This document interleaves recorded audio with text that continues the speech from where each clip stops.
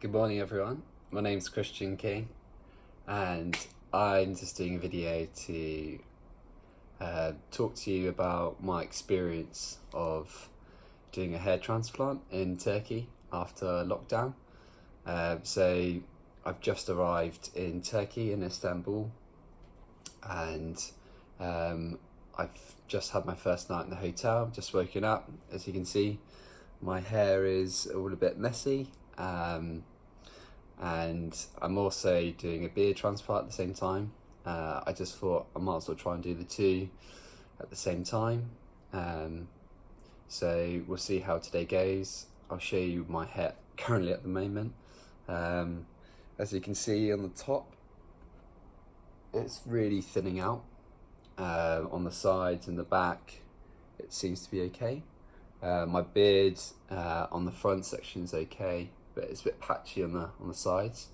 So I just want to make sure, or see if they can fill it in. I think they're gonna try and take 3,500 grafts.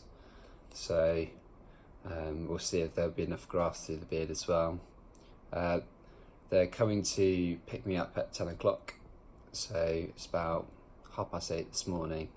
I'll quickly show you the view outside the hotel. So this is the hotel view, and Istanbul's really pretty city. Don't think I'm gonna have time to properly take a look at it. But here's my kit, and this is the hotel room, which, you know, it's nice and comfortable. Had a good night's sleep. And here's the bathroom. So yeah, nice clean facilities, which is good. So as I was saying earlier, they've given me some kit. So I'm doing my hair transplant with Dr. CINIK, and they've been really good so far, all the way through. They've been really good. They've always been in contact with me, what's going on, what time they're meeting me. They've given me 3 masks. I wore one on the way last night from the airport to the hotel. They gave me some antiseptic spray, some 2 pairs of gloves, and they've given me this like PPE mask as well. So they have asked me to wear it on the way from the airport to the hotel and on the way to the clinic this morning. So I'll be putting that on. It's, you know, you get used to it. Everyone who's traveling is wearing masks and gloves, so you don't feel too silly.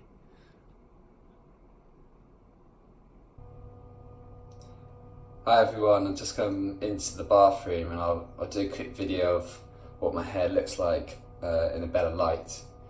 So I'll just do a quick scan over the top. So you can see on the top of my head, it's really kind of thinning out. On the sides and the back, it's still quite thick. And then with my beard, it's kind of really patchy, especially in like the middle sections. So I haven't taken any finasteride or any other medication. I only take multivitamins. I just think I would want to go for the hair transplant and then take medication to stop it from thinning out again. So we'll see what happens. I'm not sure if there's going to be enough grafts to do the hair and the beard, but we'll have to wait and see. I'll try and do another video straight after the operation and keep you guys updated. Hi everyone, it's now 8:30 in the evening, and I've had my transplant done, as you can see. Let's take a quick look. They've taken 4,500 grafts, and they've kind of done the front area. That's what they've kind of focused on, and they've done a little bit of my beard. They did say I need to go back and get the rest done 6 months later. But overall, Really good, experience.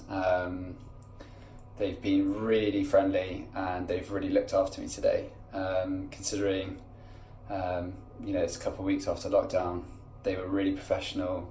Everything was clean, everything was hygienic, everything was very thorough, and I kind of talked through basically what happened today. This morning they picked me up at about 10:30 and went straight to the clinic, and I met all the staff there, and everyone was really welcoming, and I gave them my passport and they scanned that in just to prove who I was, and then I went up to go see the doctor, Dr. CINIK himself, and he was great. We spoke about what I wanted to do, and he agreed, and I showed him a few photos of what my hair wanted to look like, as well as my beard, and we discussed the hairline at the top, and he kind of drew that in, and I kind of agreed with him. And then we did the same for the beard lines as well. And after that, we spoke about the procedure, how long it would take. We spoke about a few things after. We spoke about medication. And he had lots of time, and you can ask him any questions you want to. Then I went upstairs and they took some photos of my hair as it currently was. They put some water in it and took some more photos, so wet and dry. Then they shave your hair off, which is quite funny if you haven't shaved your hair off before. It looks different. And when I saw my hair shaved off, I didn't quite like it. I could see that I was really thin on top, and so I feel I've done the right thing. I know a lot of people say, shave your hair off before getting a hair transplant, but I've just never really wanted to do it. After shaving the hair, they then take you upstairs to the chap who takes the payment. You pay, and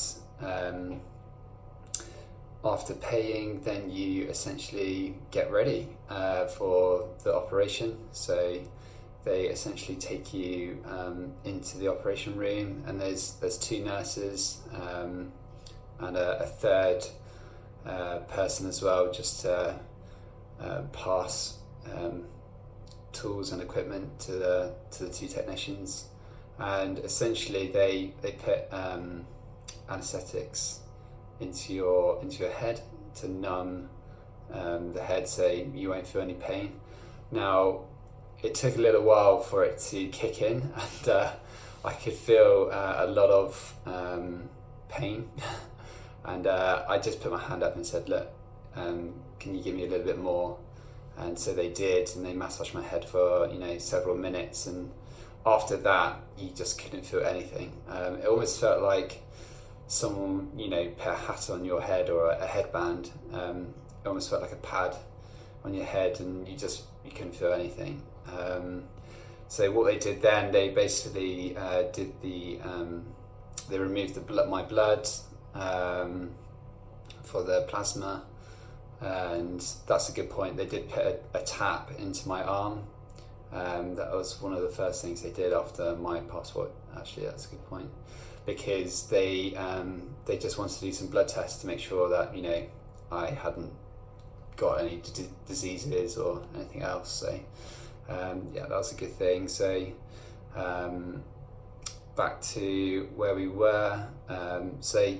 They did the plasma bits. Then they started removing my hair, and that kind of took a while, because it's obviously 4,500 grafts. It takes a long time.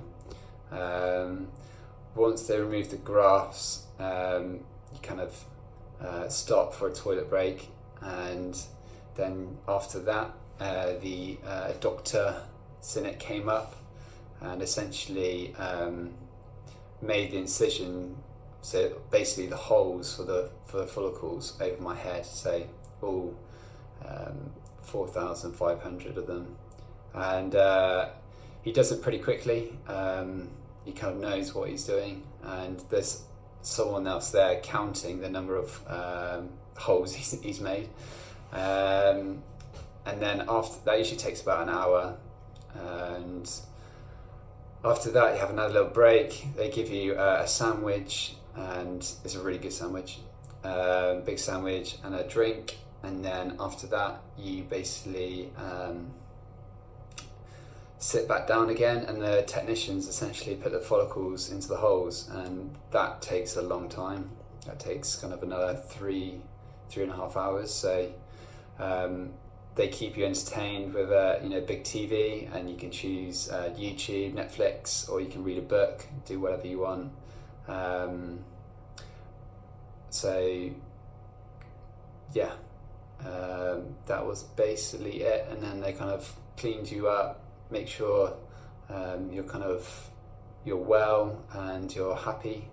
They basically spray a lot of the solution over your face and your head, just to stop any kind of scabbing, and essentially it's to help with the bleeding as well. Just one more point on the removal of the follicles. You basically have your head down on the bed, which sometimes it can be a little bit uncomfortable, but it's part of the process, so you just kind of go with it. And then for the actual operation, where they put the hair into your head, you're back on your back, and you can watch the TV as much as you want. So yeah, after that, after they've finished and they feel that you're good to go, they obviously put the bandage on you, and then once the bandage is on, you do need a button-up shirt. I actually forgot to take one, so make sure you take one. Luckily I borrowed this one off one of the staff members, fake Ralph Lauren.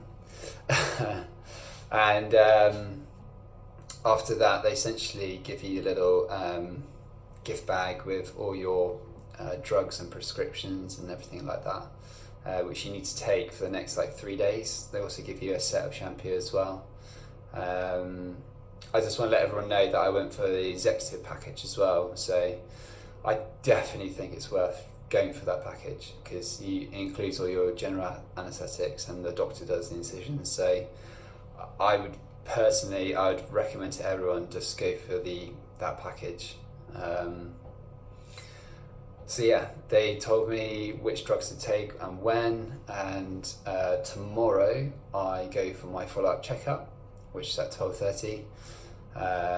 So they'll mostly just check over that everything's okay, I'm still alive, and they'll just talk me through the next steps essentially.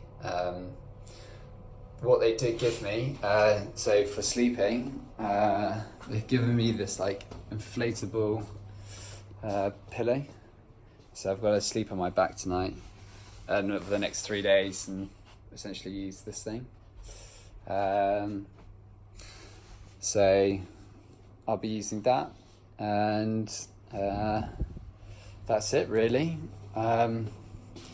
Sorry if I'm a bit all over the place, I'm a bit drowsy, it's been a long day. Hopefully I can check back in tomorrow with everyone and let you know what's going on. The only thing they did say with COVID-19 is that now I've done my beard, I've done obviously my head, wearing a mask is going to be quite tricky, so we think it should be okay. I'm going to have to social distance as much as I can, but on the flight, Turkish Airlines, they kind of have an isolated area, so hopefully I can sit within that area and then hope for the best.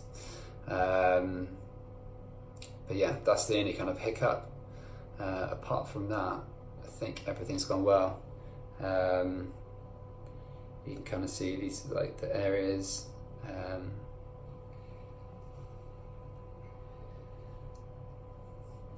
So yeah, thank you very much everyone. I will see you tomorrow. Bye.